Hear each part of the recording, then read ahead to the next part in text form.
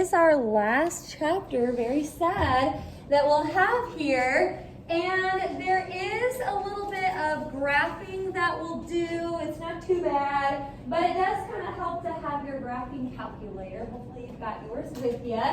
But what we're learning about in this first section, 6.1, is just how to find the area between two curves. Now, we have dealt with area a little bit before. So the first thing I'll show you here is just kind of the difference between what we were doing in chapter 4 versus what we're going to do here in chapter 6.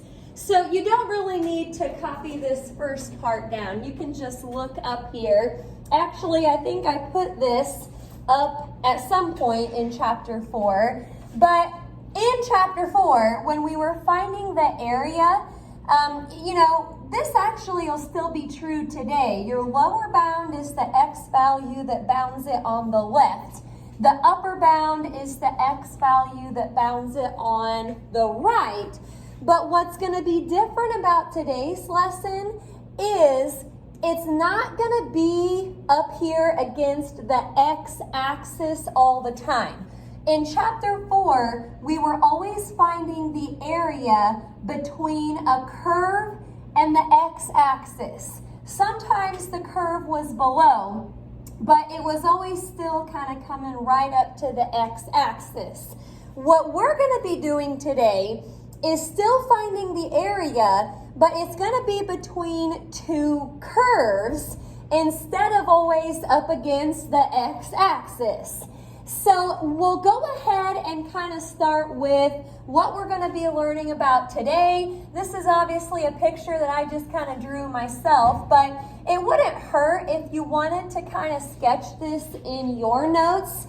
I got all fancy with the colors and stuff. I'll explain more about that color situation here in a minute. But the main idea here, again, is that the shaded region, what you're finding the area of, it's between two curves. So in blue, I've got f of x. I'm just calling that one f of x. And then that kind of looks like an upside down parabola. G of x, they're not always going to look like this, by the way. This is just kind of a generic picture. But g of x, I've got it kind of looking like a normal parabola. And there we have it again, the a and the b. Those are the x values that bound in your shaded region. Now, because we're finding the area between two curves today, not just between one curve and the x-axis, the way we set up our integral is going to be a little different. Back in chapter 4, basically, they listed out the equations for us, and we just kind of took that first one, and that's what we used to integrate. Well, again, it's two different curves today, so we're going to have to really be careful with how we set up the integral. I'm going to let you copy that down first, but I'm going to go into a little bit more detail about how it's set up. It says we're integrating from a to b, and it's got in brackets f of x minus g of x dx. Eventually, we might do some of these with respect to y, but for today, it's all with respect to x. Now, this is a very important order, okay? F of x, you're going to want to copy this part down. That is the function that forms the top part of the shaded region. F of x is the function that forms the top part. And that's kind of what we drew up here. The f of x was the upside down looking parabola. It formed the top part of the shaded region. So then g of x, of course, that's going to be the function that forms the bottom part of the shaded region. So it has to be in that order. Function that forms the top part minus function that forms the bottom part. The reason we didn't have to worry about all of this in chapter 4 was because the bottom part was always the x-axis, which would be where y is 0. And there's no sense in putting minus 0 every time. That's not going to matter. So it didn't matter back in chapter 4, but it will matter now. Okay, subtraction is not commutative. You can't switch those around and get the same answer. So basically today, we're going to graph what they give us. We're going to pick out the function on the top, pick out the function on the bottom. We'll see what our bounds are. Lower bound is the x value on the left. Upper bound is the x value on the right. And then we should be able to integrate. Alrighty, we've got what we need here. So, directions say, sketch the region bounded by the graphs. Alrighty, sketch the region bounded by the graphs and find the area. Okie doke. Sketch the region bounded by the graphs and find the area. Okie doke. Well, I'll go ahead and put the first one up here. So, again, some of these graphs you might need your calculator for. Others, we might be able to just kind of sketch it based on what we know about some of these functions. So for number 1, we've got y equals negative x squared plus 2. That's just an upside down parabola shifted up 2. And then y equals 1. Okie doke. I may try to graph this real quick just based on what I know about parabolas and what I know about horizontal lines. Remember, y equals a number is horizontal. Feel free to type that in if you want, and you can trace, you can hit second graph to pull up the table, however you want to do it. But this shouldn't be too bad here. I'm going to shift it up 2, and it's upside down. So I've got a couple points right there. That may actually be all that I need for the parabola part, because if you look at the other function that they're giving us, it's just y equals 1. So again, that's a horizontal line, and it'll be right at 1. So upside down parabola, horizontal line. I'm going to color this in so you can see it here. That's the region that we're trying to find the area of. Okie doke. Now we'll go ahead and set up our integral, and we'll see what we get for this area. Now, as far as the bounds go, remember, lower bound is the x value on the left. So it looks like that is a negative 1 here. That's going to be the a. Upper bound is the x value on the right. So this is going to go from negative 1 to positive 1. And remember, when you set this up, it's function that forms the top part minus function that forms the bottom. So here we go. Function that forms the top part of our shaded region, that's the upside down parabola. So that is negative x squared plus 2.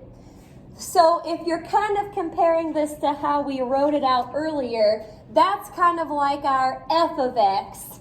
Now I have to subtract g of x, which they're not really calling it g of x up there, but that was the function that forms the bottom, so that's just the 1.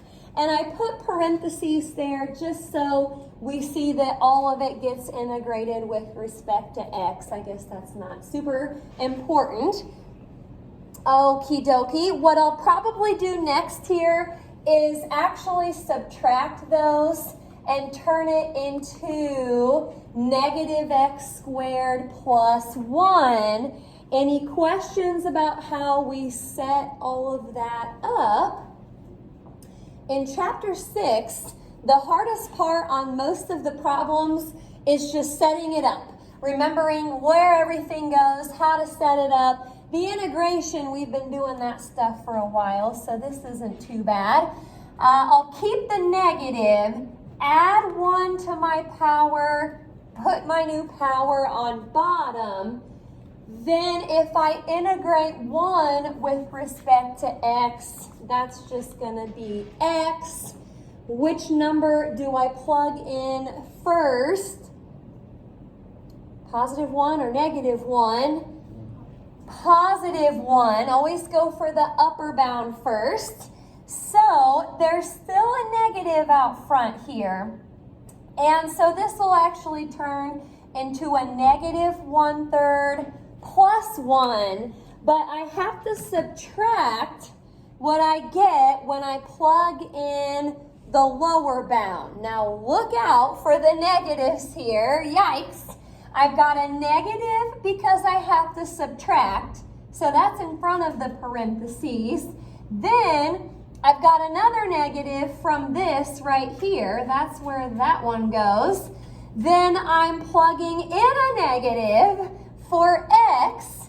So what I'll probably think about first here is on top, negative 1 cubed is negative 1, but negative 1 would turn it into a positive 1/3. However, this negative has to kind of go to both of those. So eventually you get a negative 1/3 plus 1 minus 1/3 plus 1. Again, there's like 3 negatives right here with this first part, so that'll keep it negative. Okie dokie. And, you know, to actually get all of that combined, you could type it in if you wanted. Negative 1 divided by 3. I'm just kind of putting that in parentheses. Plus 1 minus 1/3 in parentheses plus 1. It's like a 1.3 repeating. Remember, if you hit math and then option 1, that'll turn it back into a fraction. A decimal would not be wrong here. You can leave it as a 1.3. That's fine. But if you want to be exact, that would be like a 4/3.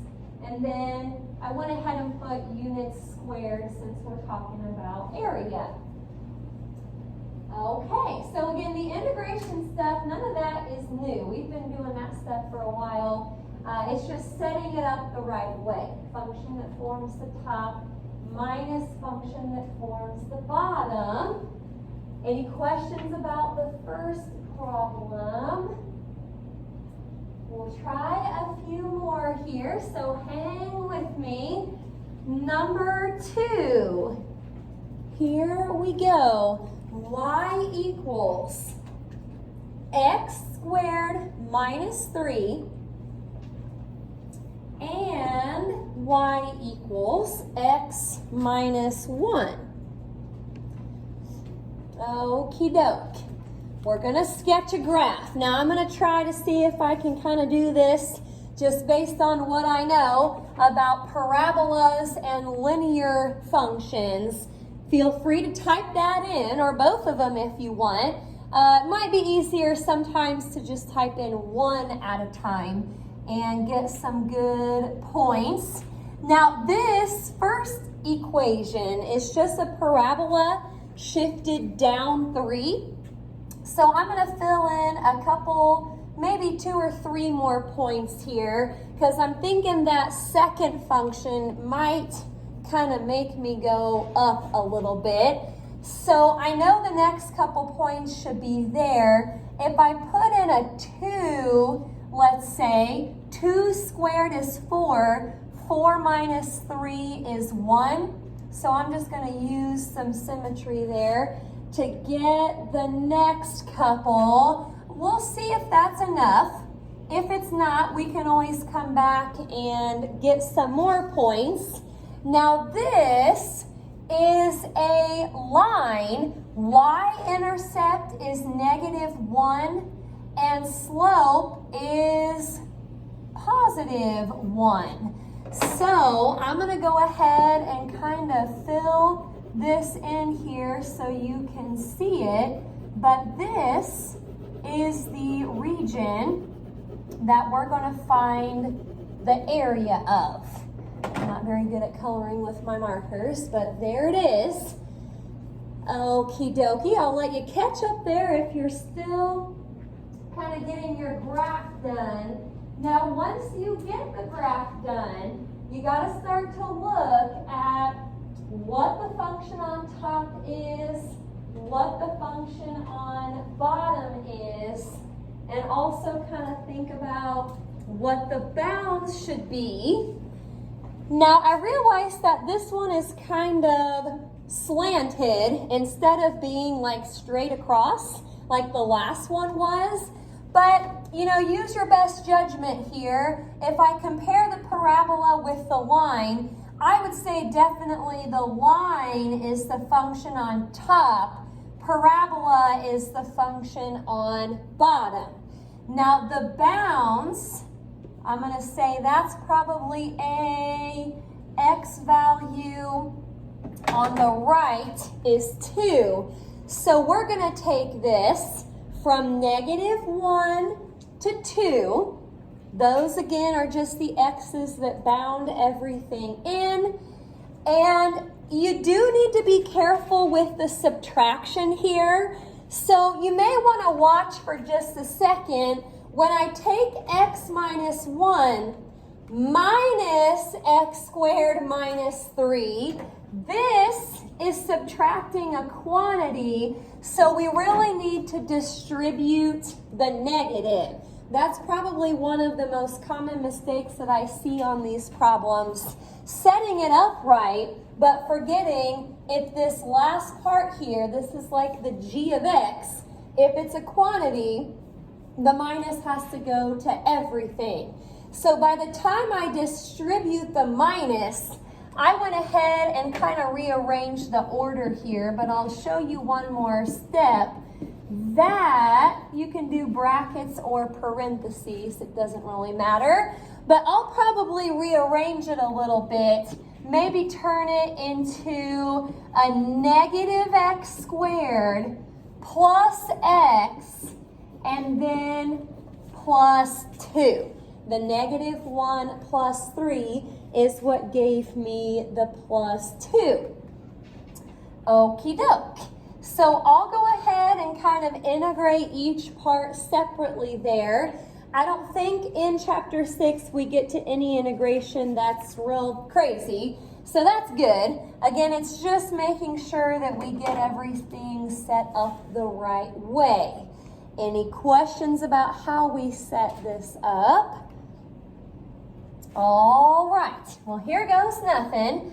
This will be a -x cubed over 3, those darn negatives, plus x squared over 2, because this was like an x to the first power, and then plus 2x. We're going to plug in the 2 first. Okie doke. Watch the negatives. Negative, this is going to turn into an 8/3 here in a minute. You can go ahead and do that if you want. Then I'll have a plus. This will turn into a 4/2, which is 2 if you want to go ahead and do that. Plus 4 minus Oh boy, putting in the negative, I went ahead and cubed the -1, which turned it into -1, but I still have this other negative out front, so this is kind of like what happened on the last problem. Now, plugging in a -1 right here, if you square a negative, it should turn positive, and then plugging in a -1 back there, I'll get a -2. So this is probably what I'll type into my calculator. I got a little bit more room over here. I've got a -8/3 plus 2, 4 over 2 is 2, plus 4. Now by the time I distribute that minus, again, this was a positive 1/3, but we have to subtract it. That's going to turn into a -1/2, and then that will turn into a +2. So depending on your calculator, you might be able to type in the fractions, or I usually just put them in parentheses. So this is always nerve-wracking when you type it in. You hope you get the right answer, and it should be a 4.5. You don't even have to round there. It's just 4.5 units squared. Now, if you didn't get that and you want me to look at your calculator, let me know. Again, it helps a little bit to kind of simplify some of those numbers first and then type it in after that. Okie dokie. Always a good idea to type it in at your desk just to make sure you are doing it the right way. Questions about the second one? Gonna do just 2 more here. So we're halfway there. Number 3. Looking good. Number 3. These last 2, I think, have lower bounds that are 0. So that's good. A little bit easier to integrate with that. Well, f of x equals 0 and f of x equals x squared minus 2x. Okie doke.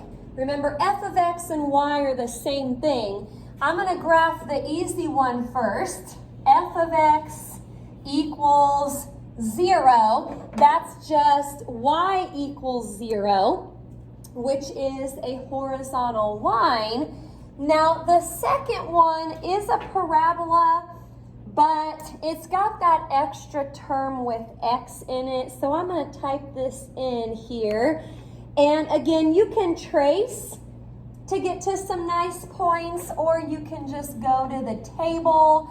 I see a nice point at 0, 0. Another nice point at 2, 0. And actually the vertex of that parabola is 1, -1. And I'm thinking that's probably all that I need. I've just graphed a few points there, and I can already see that this is the region we're going to be finding the area of. Okie doke. Now, let's be careful with how to set up the integral. I'll let you get your graphs going first here. Hello there. If you want to jump in with us, you can. This is 6-1 part 1. I'll get the rest of it printed for you. Now, the lower bound should be 0 here, the x value on the left. The upper bound is 2. Okay, now remember, function that forms the top part minus function that forms the bottom. The function that forms the top here is actually 0 minus the function that forms the bottom, which is that. Now again, if you ever subtract a quantity, you have to distribute the minus. So I'm going to get a negative x squared plus 2x. That's what I'll integrate with respect to x. And I always like it when the lower bound is 0. Okay, before I get to that though, let's integrate. Negative x cubed over 3 plus, now this would turn into a 2 times x squared over 2. Let's cross out those 2's first before we plug anything in. So negative x cubed over 3 plus x squared. That is looking good. So we're going to plug in the 2 first. All right, this 2 cubed is 8. Don't forget the negative. So negative 8/3 plus 4.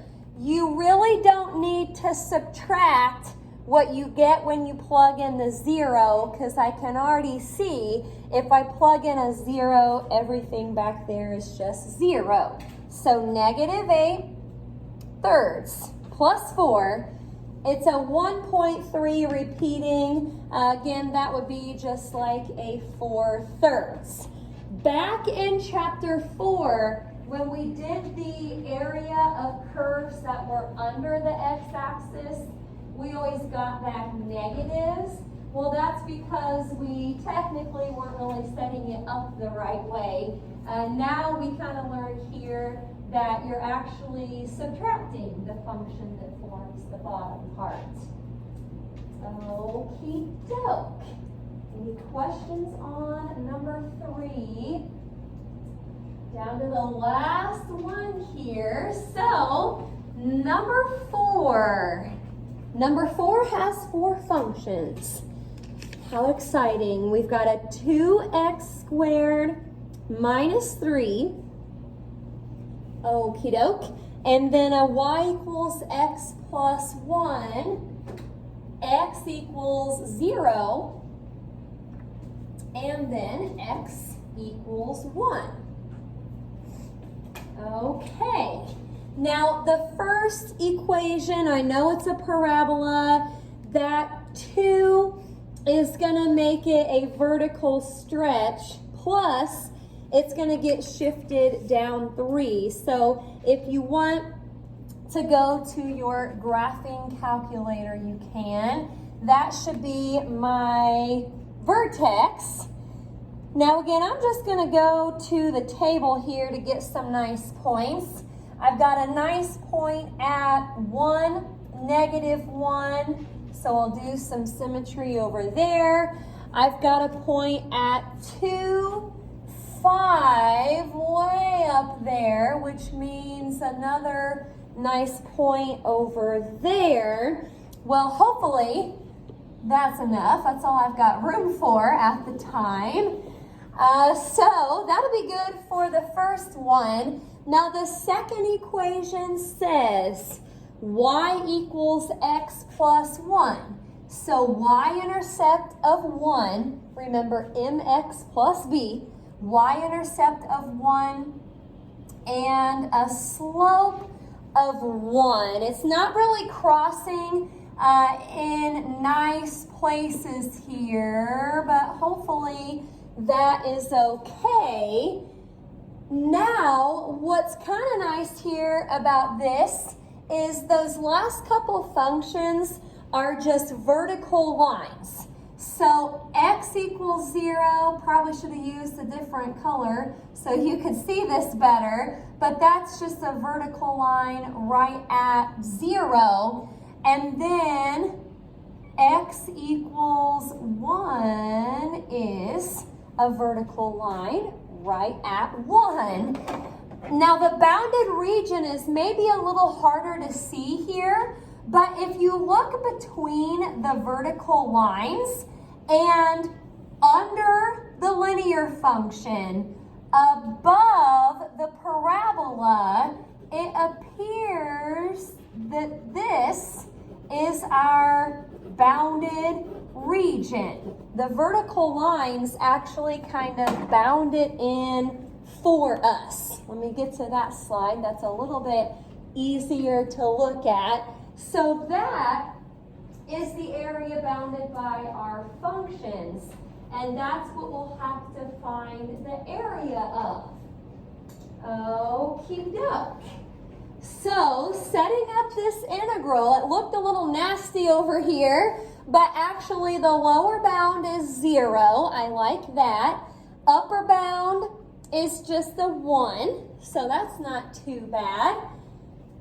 Okay, and remember, function on the top minus function on the bottom. The function that forms the top part was that linear function over there, x plus 1.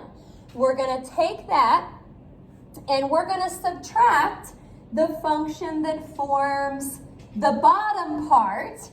So again, that is a quantity. You'll want to put it in parentheses so you can make that minus go to both of those terms. Okie doke.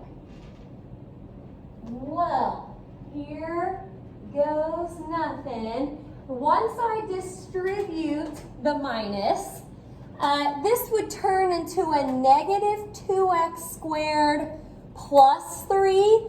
I went ahead and kind of rearranged that, took the 1 plus 3 and turned it into a 4. So negative 2x squared plus x plus 4, that's what we will have to integrate. Okay, any questions about how we've set it up? All right, well here goes nothing. Keep the negative 2. You're going to add 1 to your power, put your new power on bottom. Same with the second part. Add 1 to your power, put your new power on bottom.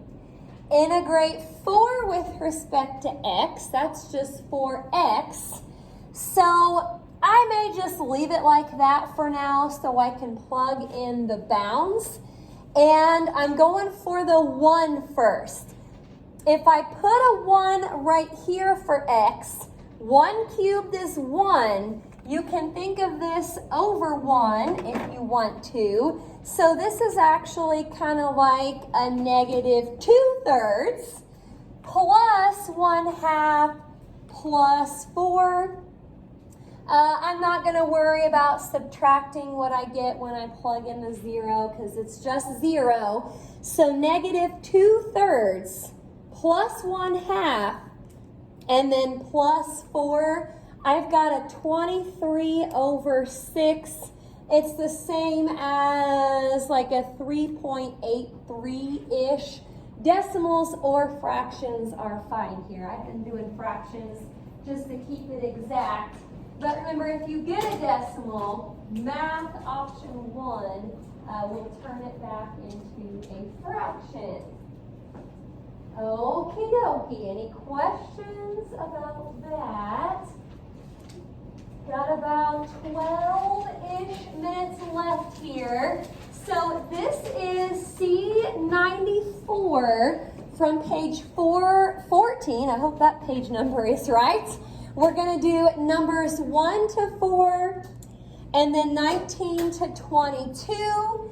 Just a heads up on 1 to 4. Make sure you read the directions on those because you only have to set up the integrals on 1 through 4. You don't actually have to integrate.